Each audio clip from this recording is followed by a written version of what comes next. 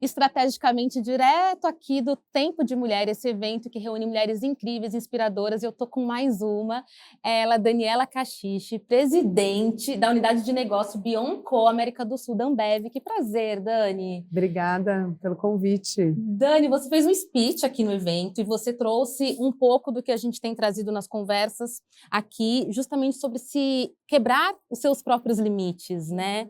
E você conta da corrida. Eu quero que você compartilhe brevemente como foi esse correr 5 quilômetros para você. Então, não são apenas os 5 quilômetros. Para quem não sabe da minha vida, eu fui bailarina clássica há 15 anos, dos 5 aos 20, e quando eu tive que começar a trabalhar, parei de dançar, eu fui buscar algum tipo de exercício físico e tentei a corrida. E eu nunca consegui passar de 1 quilômetro. E na minha cabeça aquilo era muito antagônico, com uma bailarina que tem um condicionamento, que ensaiava horas e horas e não conseguia passar de 1 quilômetro. E aquilo, de alguma maneira, foi meio que cristalizando em mim que eu não gosto de correr. Na verdade, eu não conseguia correr. E acho que demorou bastante tempo para eu conseguir refletir sobre a importância que seria eu conseguir correr 5 quilômetros. E aí, aos 51 anos, eu consegui, com a ajuda do Carlos, que é um educador físico, correr mais de 5 quilômetros. Então, para mim, foi muito interessante ver que, depois de 50 anos, já na menopausa, eu consegui quebrar uma barreira que eu carreguei durante muitos anos. Então, sempre me incomodou não conseguir correr, e agora eu consegui. Então, óbvio que para muita gente 5 quilômetros não é nada quando você é maratonista, mas para mim não era só chegar nessa marca dos 5, era tudo que eu tive que fazer no meu corpo, na minha mente, para conseguir chegar nessa barreira. Então, eu vim contar um pouquinho sobre esse momento. Não, isso é muito lindo. E quando você faz o paralelo com trajetórias de carreira, que geralmente são longas, né? Falando em quilometragem, são longas, cheias de objetivos, de metas, de desafios, de barreiras, e muitas que a gente mesmo coloca, né? Tem as barreiras que a corporação, que, enfim, que a cultura coloca, e algumas que a gente coloca. Você, ao longo dessa sua trajetória, né? Que tipo de barreiras, né, na sua trajetória profissional, você teve que transpor e que foram mais difíceis, assim?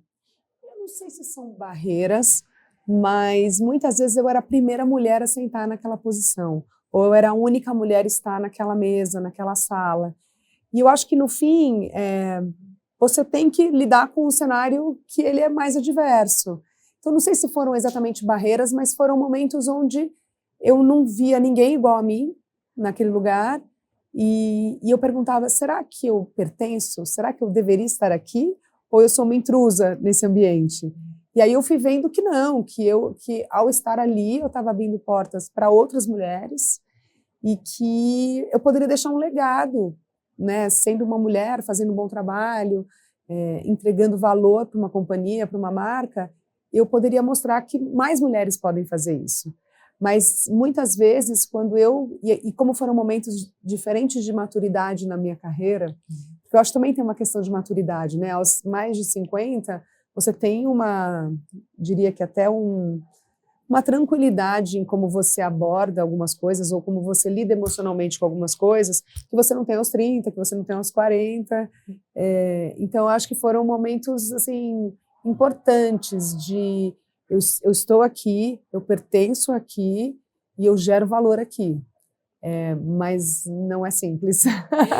Não é simples, e eu acho que naturalmente nessa caminhada você foi construindo essa autoridade no sentido assim de se tornar uma inspiração. Então você faz o seu trabalho, então a gente pode ter uma conversa técnica sobre o seu trabalho, sobre as suas entregas, sobre todo o desempenho, né?